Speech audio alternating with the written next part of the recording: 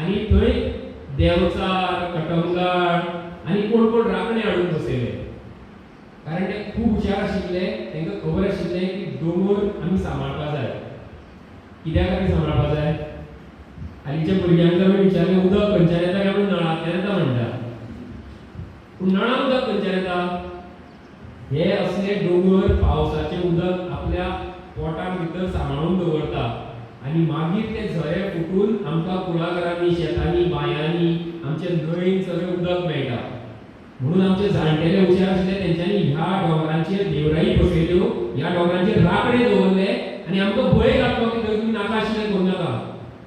कारण खंयचें जर उदक बंद जालें जाल्यार आमकां सकयल उदक कसलें मेळटलें?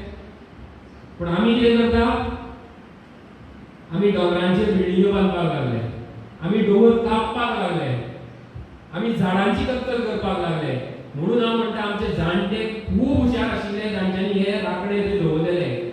ह्या राखण्यांचो सांबाळ आमी करपाक जाय.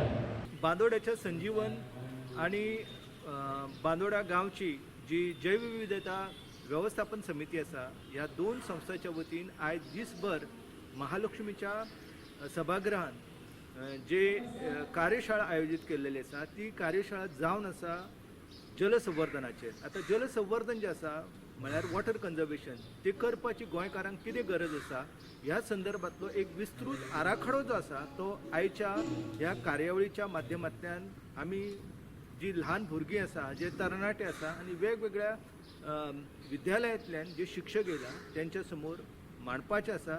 आनी म्हाका खात्री आसा की ही सगळी जी विद्यार्थी आसा, शिक्षक आसा आनी अन्य कार्यकर्ते आसा तो हो आराखडो घेवन परते वयताले आनी निश्चितपणान आपल्या वाठारांत ज्यो बांयो आसा, जे झरे आसा, जी तळी आसा त्यांच्या रक्षणाची चळवळ जी आसा ही नेटान सुरू करताले. आयज खऱ्यांनी आमकां उदक जे आसा तो थेंब थेंब उदक जे आसा ते वाचोवपाची गरज आसा.